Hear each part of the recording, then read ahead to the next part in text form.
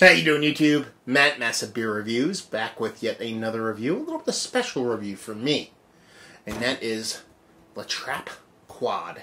It is their oak-aged version, and it is batch 12.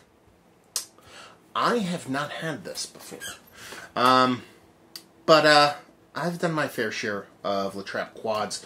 Their barrel-aged version of La Trappe Quad is one of my favorite barrel-aged beers in the world. Their barrel-aged, or their batch number 16 is fucking epically fantastic. I've never had this one before, but today is actually New Year's. I wanted to open something a little bit special, a little bit nice. I figured, why not go with an older La Trappe? So I kind of dug this one out. This is old. I looked it up just to see how old it was. Nothing else about it. But this is from 2012. So at minimum, being that it is the end of the year, this is, yeah, 6 years old. Yeah, probably more like, or 6 and change probably, being that it's about to be 2019. And that's about all I know. What else does it say on here? It says La Trappe Quadrupel, Oak Aged Trappist Ale, 10% alcohol by volume. Let's see, batch 12. Quadruple, authentic Trappe product. Brewery Koningshoeven, and on the side here it says, Oak Aged Quadruple is matured in small barrels and is bottled by hand, resulting in pleasant variation from batch to batch and reflecting in living nature of unfiltered and pasteurized ale. We invite you to visit our website, yada yada yada. And that to be that. Beautiful, classic La Trappe styling. And for you kiddos out there, synthetic cork. You don't see that all that often. Not at all, actually, nowadays. But back in 2012, when this was originally bottled, the cork, or the cage, broke. So this one might take a little bit. I have no qualms about this cork popping off. These things are a son of a bitch to get out, so hopefully I can get it out. But for you kids out there who don't know, yeah, there was a kind of a cork shortage. I don't even know if it was a cork shortage or a tainted cork. I forget what it was. It might have been more of a tainted cork epidemic, a TCA epidemic, to where a lot of breweries, especially Belgian breweries and wineries, switched to these synthetic corks for a couple years. I think it was right around like 2010 to 2012. So yeah, you get these little kind of pseudo-plastic ones that are literally impossible to get out. So thankfully I have my little wine key here, and then we could see what we got going on here. Yeah, these have been hit or miss for me. So sometimes they are not the best beers I've had in the world, but when they do me right, they do me all kinds of right. Yeah, I don't even know how to use a wine cork correctly. How about that? A wine key, I should say. There we go. Yeah, these are weird ones. Now, let's see. New cork. Curious. But at least you're not going to get any kind of like infection from the cork itself. That's nice. But I don't actually know how these hold up in the long haul as far as aging goes, the synthetic ones. So hopefully they shall improve. Man, this has got a merc ring on her, so let's dive in this sucker, see what she's got. Hopefully she held up well. Doesn't look like she's really got any kind of carbonation whatsoever, so that's kind of poopy. A whole butt ton of sediment that I let get in there, but that doesn't really bother me all that much. But what does she look like? Really 0 to none kind of carbonation. And a whole bunch of particulate that was resting in the bottom. Other than that, she kind of looks like a mix between a quad and a barley wine. She just has that kind of doo-doo water brown look to her. Just that lack of carbonation really kind of saddens me, because I don't think this beer is going to be as good as it could have been if it was actually held up some carbonation in there. So that's a bummer. But it's also a barrel-aged beer, and it's one of the earlier ones they actually did, batch 12. So they also might have been experimenting with what they were doing there, barrel-age wise. Not, I think they might have been the first brewery to do barrel aging, or Trappist brewery, I mean. So we'll see. Let's just dive in the nose, see what she's got.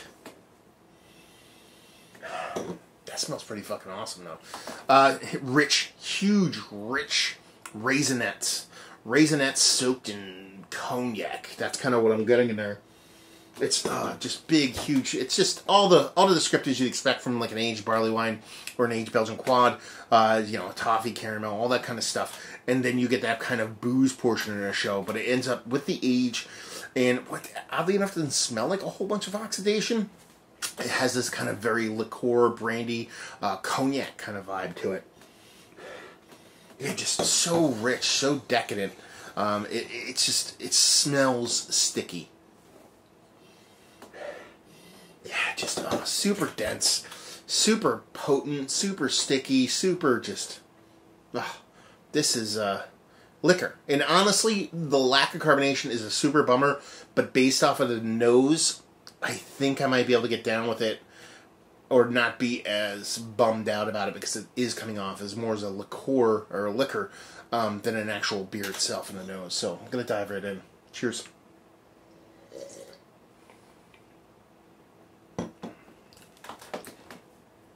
That's tasty. It definitely lost a ton. A ton. It's got rich toffee and toffee. It's like a little bit of caramel and huge wafts of toffee. Very thin though. Very thin, very watery. You do get like almost like sherry. It's like a combination of like sherry and cognac. I don't know, and there's a ton of like rich vanilla in there. And I don't know if those are the barrels that are used. That's one of the cool part about La Trappe and their barrel program is they just kind of print the labels, and all they do is do this kind of stamp in the back telling you what batch it is. And if you go on their website, they have batches back to batch 1. So after this is over, I'm going to go look up, see what is actually barreled in. And they're super crazy bonkers blenders too. That's the thing. Like you would think, okay, a new Trappist brewery doing a barrel program, they might be like a little bit, okay, let's just barrel something and see how it comes out. No, they go apeshit crazy. I think my favorite is like batch 16. There might be like 5 or 6 different barrels involved, and they break down the percentages pretty close for you. It'll be like, oh, it's 13% of this, 62% of that, and just really tell you exactly how they dialed the beer in, which is fun as hell, if you be perfectly honest with you. You rarely see just like hip new breweries kind of break down beers like that. So to see an old school Trappist brewery to kind of get that deep and dirty into what they do as far as their barreling goes is pretty awesome. I mean, other than that, there's really not much to it. It's toffee for days. It's sherry and cognac in a more kind of drinkable format. It's watery. It's thin. It's lacking all carbonation. I still like it.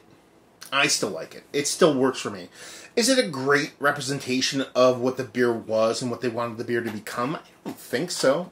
But listen, as someone who loves aged beers, as someone who went into this knowing that it would, you probably can't see this big, huge Merc ring there, but going into it knowing that it had a synthetic cork and not knowing how synthetic corks hold up, I was kind of like, okay, this could be sideways. This could be, not the best representation of the beer, but I was okay with that. Just because that's part of the adventure of kind of getting into like old and aged beers. Sometimes you just don't know. You don't know how they're going to hold up. And,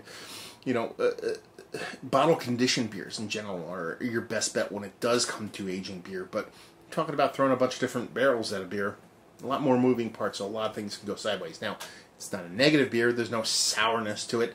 Oddly enough, there's not a whole bunch of oxidation in it. There's a subtle, nice, rich kind of oxidation to it in a good way, but there's not like a negative, overt kind of super wet cardboard carbonation or oxidation. You want to say carbonation to it. But she's fun. She's nice. Just she didn't hold all that well. Bummer in that respect, but still a fun beer nonetheless. A nice little stroll down, Trappist memory lane. So let's talk about it. Is it one of the better barrel-aged beers that I've had as of late? No. No, it's not. Is it one of the better aged beers I've had as of late? No. Not that either. Is it a fun beer? For me, yes. It's a fun beer. Just what... this is a beer that's near and dear to my heart. I think one of my first reviews was one of these. I did it with my buddy Brad. It was the batch 16, actually. And it's always been one of my favorite beers. So to kind of go back and revisit it after so many years is fun. So that in and of itself is a good thing. Value and availability. These things are pricey. They're usually coming off $20 a bottle. I think even the newer ones come in like a fancy tin and all that stuff, and those I think end up being closer to 30. But they're pricey, but if they're on, they're worth it. They are so worth it. And leave you guys availability. I see them actually all over the place, and leave you with, if you like what we like this, if you like old beer, in the way this beer comes off form wise, how it is, how it's lacking carbonation, all that stuff. You really have to enjoy kind of old beers, aged beers, to really get a bunch of positive out of this beer in its state it's in now. If you're looking for a beer to be perfect and aged, you're kind of barking up the wrong fucking hobby. But yeah, if you like aged beer, and that's all I got. Yeah, it's fun in that respect. So there you go. So hopefully you guys enjoyed this little stroll down old school beer lane. I certainly did. If you have any questions down there, if you want to talk about check me out, doing other beer stuff, Massive Beers on social medias. Beer Massive. Type that in, you can be doing the whole podcasting thing. And hopefully you guys enjoyed this review. I certainly did. Hopefully you guys are enjoying a nice old beer. Held up a little bit better than this one. And hopefully see you next time.